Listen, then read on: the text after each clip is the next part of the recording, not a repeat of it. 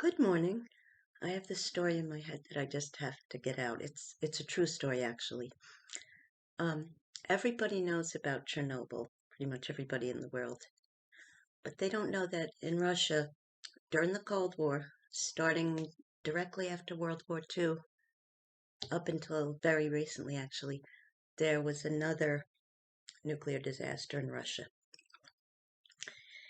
In an attempt to keep up with the US with their bomb program, Russia had opened up some bomb plants themselves. The biggest, most notable one that the world didn't know about until after Chernobyl is called Mayak. I'm not sure if I'm pronouncing it right. Um, they built a secret city, a secret secure city, just like Richland, Washington.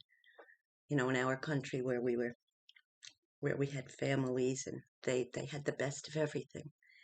They were little self-contained communities where people got better food, better housing, you name it. They Russia had built the same thing. Apparently, a spy from our country sold the secrets to them. I believe that people got executed by the United States for being traitors, whatever. That'll be another story. Anyway, right after Hiroshima and Nagasaki were bombed, ending World War II, Russia, who was our ally at the time, suddenly got very competitive and wanted their own program. So they had built a city called, well, Chelyabinsk. Chelyabinsk was the biggest city nearby. So instead of naming the cities because they had to be kept secret even to other Russians, they called it Chelyabinsk-40, and then later Chelyabinsk-26.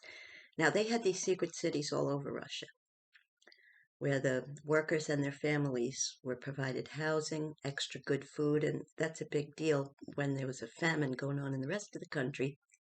These people were living it up. But the most notable one was Chelyabinsk 40. The families whose parents and, relatives, actually immediate family who worked in there, their families got the best of everything. And it was a self-contained community. Their own families did not even, their own extended families did not even know where they were. There was no map of the place. It didn't even show up on maps. Now it does, but back then it did not.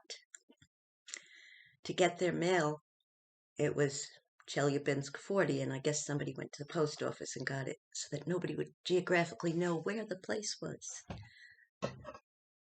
In a race to keep up with the US, they did not really take into account the danger of the radiation and what to do with the waste. The containers that they had underground quickly filled up, so they had to find another place to put the waste. Well, they dumped it in the Techa River, where a lot of small communities lived, old-fashioned villages where they farmed, they had farm animals, they had crops. They used that river for drinking, for cooking, for bathing, you name it, to feed the cattle. And that river got very polluted very quickly. And I guess the soldiers had put fences around there and told the people in those communities, do not go in that water, but they didn't say why. So they had fences around it. And of course, the kids in the summer wanted a place to cool off, so they just snuck over the fence and went anyway. After a while, the Mayak complex decided to find another place to put the waste. There was a river, a lake called Lake Karachay, Karachay, Karachay, because it had no outlet. They said it would be fine. Well, that very quickly got extremely polluted, and it was leaking into the groundwater. Meanwhile, while all this was going on, the waste that was in the underground tanks got so hot that it exploded. And the explosion that went off was as bad, if not worse, than Chernobyl. It affected hundreds of thousands of people. There is still now a place, if you look on a map of the Ural Mountains, the South Ural Mountains in Russia, which is where the plant was and the surrounding communities, there is something called the Eastern Europe radioactive trace. And if you look at a map, you'll see EURT. That radiation is still there to this day. And just like Chernobyl made their no-go zone, it ended up becoming a sanctuary for animals. Same thing with the EURT area. But meanwhile, people were getting very sick who lived along the river, in addition to the people who actually worked at the plant. They also had lower wage workers a lot of them were from the Gulag, who were prisoners from World War II. They were forced to dig the ditches to build the complex and the other buildings around it. And by now, since the radiation was leaking into the ground, all these people were getting sick, but the powers that be considered them expendables. They didn't really care. They had a choice of going out to Siberia for a certain amount of time or having half that time if they work in, the area around Mayak. So they were like, yeah, well, we'll do it. Not realizing that their lifespan is cut short anyway, so it kind of evens out, unfortunately, which was very sad. Now, the people that lived in Chelyabinsk 40 had it made. They like, oh, we get the best schools, the best healthcare, the best food, the best security, because nobody was allowed in or out at the time.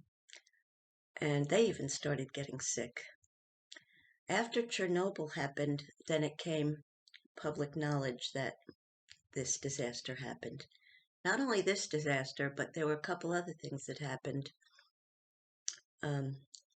One of them being that one summer was so dry that part of Lake Karachay, which was their current nuclear waste depository, started drying up and dust was flying all over, making people sick.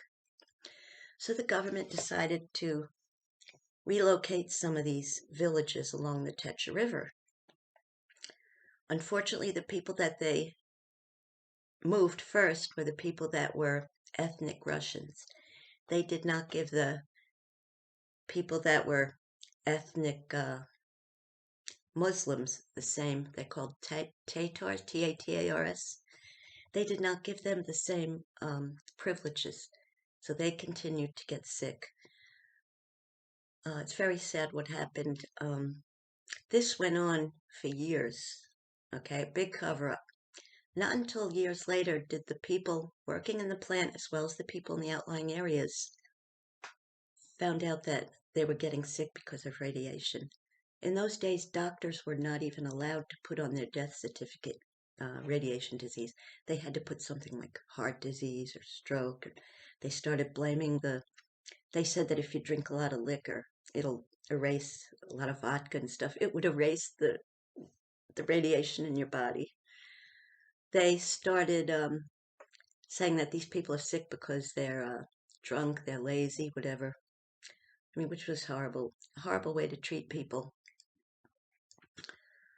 So as it came public knowledge, there was a young lady whose parents and grandparents got very sick. And even though they were in the privileged community, they all died of cancer, or most of them did.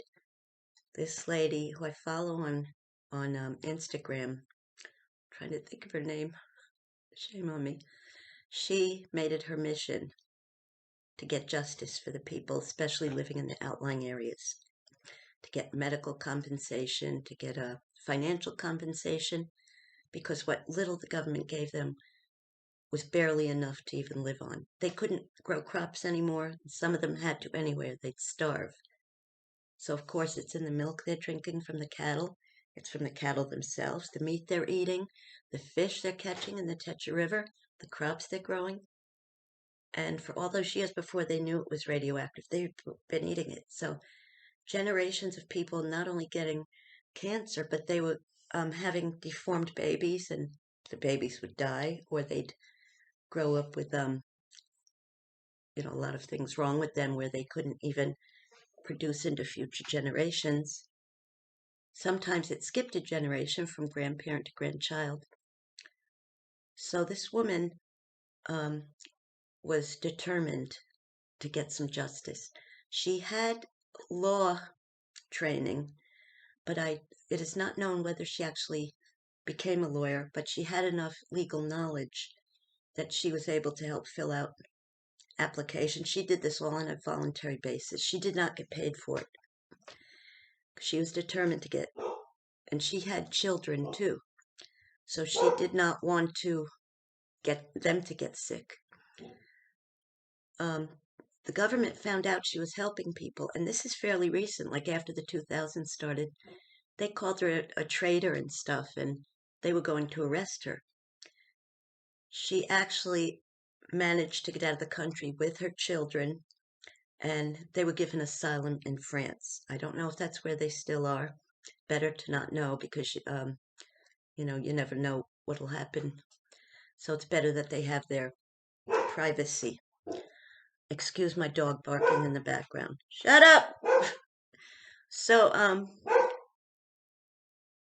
there was a movie that was made called City 40, which is short for Chelyabinsk 40. Shut up! Sorry. And what ended up happening was this is before she got thrown out, well, before she left the country. She snuck in an American-Iranian filmmaker. I don't know how they got through because the security was so strict that they snuck her in the camera crew. And it tells the whole story of what happened. City 40 is an excellent documentary if you want to watch it.